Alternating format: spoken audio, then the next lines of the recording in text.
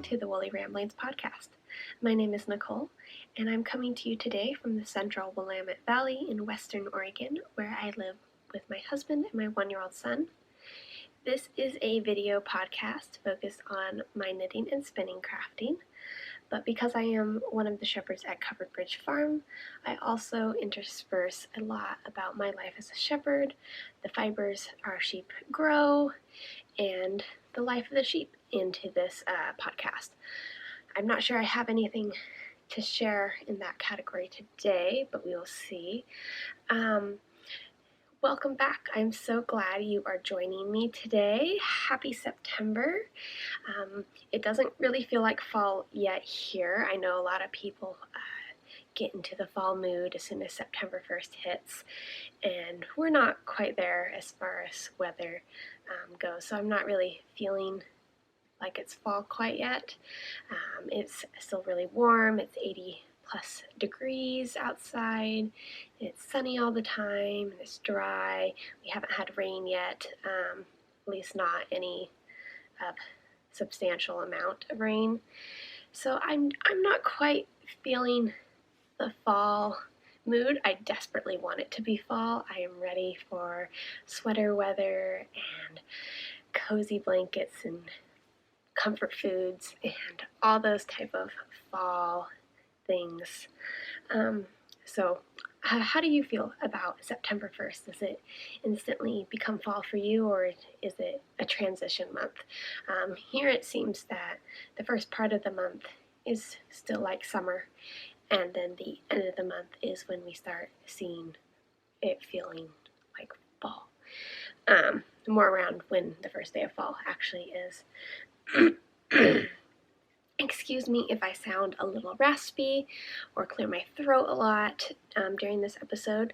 The smoke from the forest fires in the mountains has shifted down into the valley once again, and so I am feeling a little bit stuffed up and congested because of that. So bear with me today. I don't have a whole lot of fiber content to share with you today.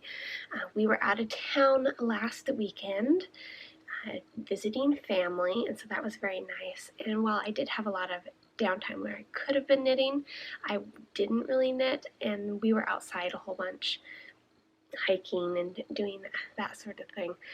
So I didn't do much knitting last weekend, and then when I came home, it just didn't... my knitting mojo kind of went on a little bit of a break. So I have a little bit to share with you, but not a whole lot. So let's, I guess, jump right in with finished objects. And if you have been following along with me for a while, you should know what I'm about to show you. It shouldn't come as a surprise. But I have finished my husband's sweater. And I'm super happy with how this sweater has turned out. This is the Vintergrona, a pattern by Stein Holgard Johansson. It's a Swedish pattern. It is in English, so if you are interested in knitting it, it has been translated to English.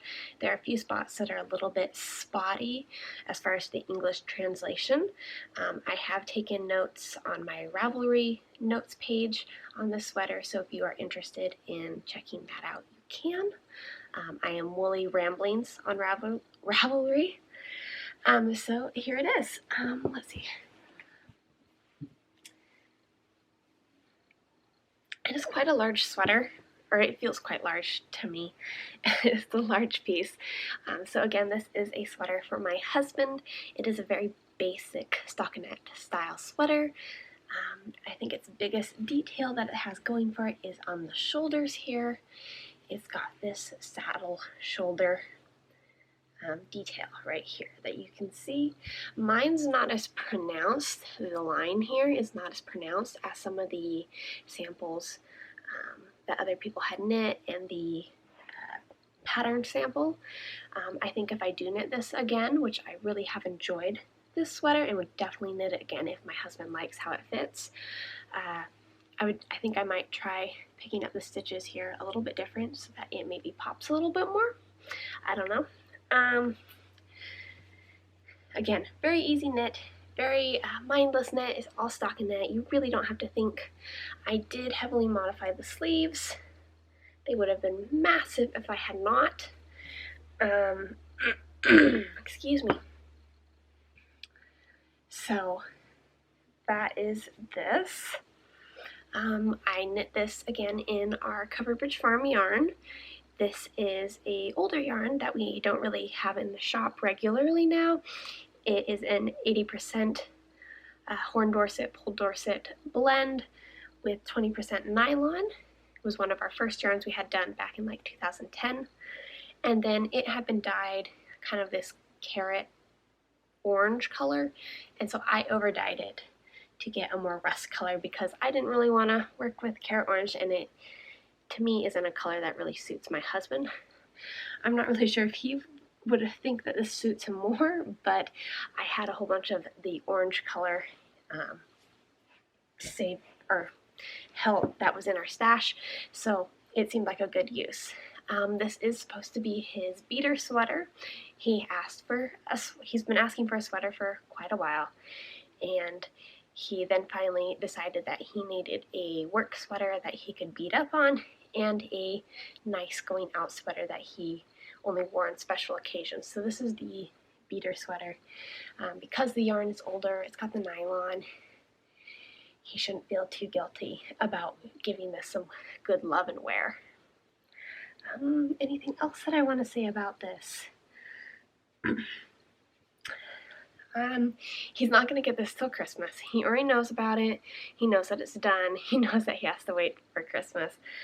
So unfortunately, I won't have any nice photos or B-roll to share with you at this time of him wearing it. Maybe in the future, fast forward to December, I might share that. Or if you just want to keep a lookout on my Instagram page, I'll probably share it there once he gets the sweater. So here it is. I don't think I have anything else to say about it. Like I said, I really enjoyed it, and I would definitely knit this again if he likes how it fits him. The only thing I'm concerned about is the neckline here. I'm worried that it is going to sit too high on his neck and that he's not going to like that. I tried it on myself and it was kind of higher up. It didn't look that way on the models or anyone else modeling it, but I found it was really hard to pick up the amount of stitches on the neckline here that it asked you to, so I only really picked up as many as I found that was comfortable for me to pick up without making a whole bunch of holes. So maybe that's why it's sitting up higher. So we'll see. I may have to redo that in the future. Alright. I keep saying that I don't have any more to say, so I think I have covered this one. Again, this is the Vintergronia by Stein Holgard Johansson. And I'm really happy with it. And I can't wait for him to wear it. So next I have a new cast-on whip that is in progress. I shared a little bit about this in the last episode. Excuse the toddler noises in the background. He's supposed to be falling asleep, and I think I'm keeping him awake by talking. So I talked about this a little bit in the last episode that I was planning on.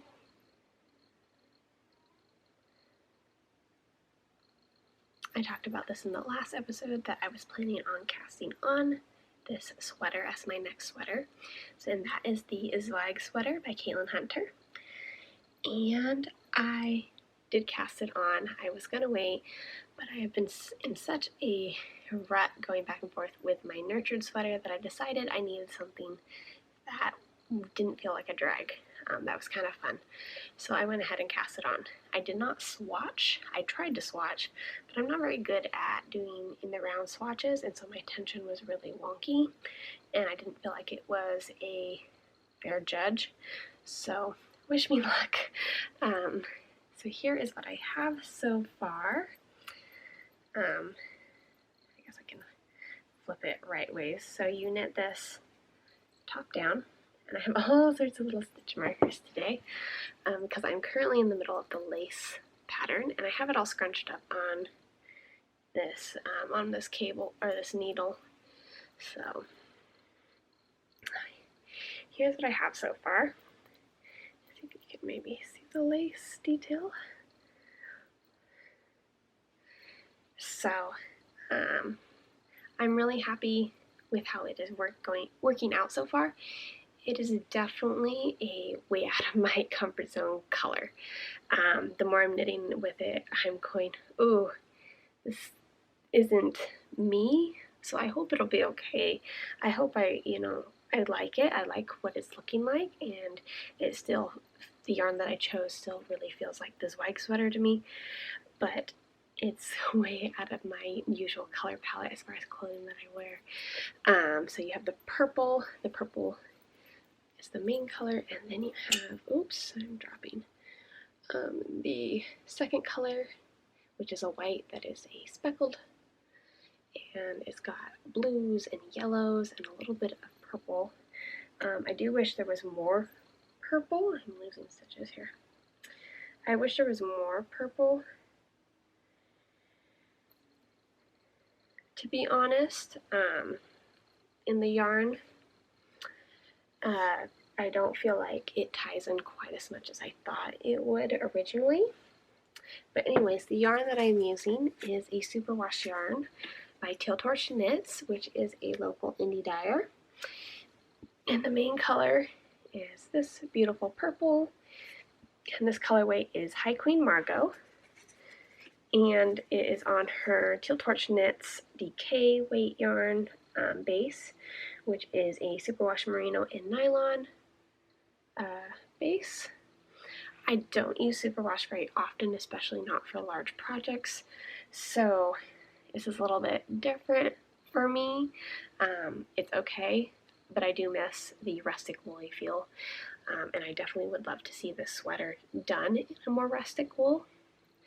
And then the second color is also same base, is her Dangerously Happy colorway. So this is her label. There we go. This is her label. She's an indie dyer out of Portland, Oregon. And she so kindly actually dyed more of this High Queen Margo color for me. And my mom, when we originally purchased it, and I talked a little bit about buying this yarn in the last episode. And so I'm working with 2 dye lots, and here they look pretty close right now, balled up, but I showed you some skeins in the last episode, and you could see they looked really, really different. So I'm alternating skeins, but I think it is turning out okay, and it's not too stripy. I was really worried that it was going to be super stripy. So far I think is okay, which I'm really happy about. So yeah, I'm enjoying it so far. The lace part right now is definitely not a mindless knit, but I am still enjoying it nonetheless. So yeah, I think that's all on that one. And so I kind of vaguely mentioned my nurtured sweater. My nurtured sweater has taken a back burner once again. I know for a lot of people would probably say you're not loving it, frog it, and yeah, maybe in the scheme of things I should, but for me, because I spun the yarn specifically myself, it's my own hand spun I'm using, and I spun it for this sweater. I really want to make this sweater with it. Part of the problem too is that I can't say, well, I'm going to do a different sweater because I don't have any more of the roving to spin more yarn. So I'm already supplementing the yarn that I have for the nurtured sweater with some mill spun from another sheep in our flock, and so I think it would be really hard to find another sweater pattern that would call for a minimal amount. And again, I spun for this sweater, so I really want to knit this sweater with the yarn that I spun for it. I don't know. so it's kind of taken a back burner because I'm constantly making little mistakes, and they're not big mistakes. They're not, the end of the world, but they're ones you definitely have to rip back to and fix. And like I kind of talked about last episode, I decided to reknit the sleeves because the sleeves had been sitting for like a year, and so they kind of had gotten worn from being tossed around. I think my tension changed, and so they just didn't match up with the body of the sweater. So that's where the nurtured sweater is at. Spinning. I have a itty bitty amount of spinning to share with you today. I don't have much to say about it either, but I will show it to you. So if it will focus, it wants to focus on me very badly today.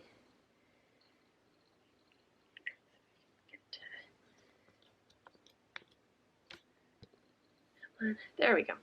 Okay, so the pink is what I have spun. The gray is something old that was just on this bobbin. So that is my spinning. And so I shared this on the podcast a few weeks ago, and I got this at the Prairie City Fiber Festival. I think this will be 3 episodes ago. So if you want to know about that, you can definitely go back and watch that episode. So I'm spinning a bat from the Wandering Pines Ranch in Idaho. This is the tag. And this is the Painted Clouds is the colorway, and it's an 80% Cordale and a 20% merino silk blend. It also has stellina in it. And so here's the bat all laid out. And this may not be the best fiber to be using to get back into my spinning. As I've mentioned, my spinning mojo is kind of suffering right now. I've been feeling really uninspired. I really want to have projects I'm finding. It's easier for me to spin with projects in mind or a loose idea. But I had a little bit of an idea of a yarn that I wanted with this bat. And so that's why I decided to pick it up. My mom and I had a little spinning fiber date, and so I had to pick something to work on.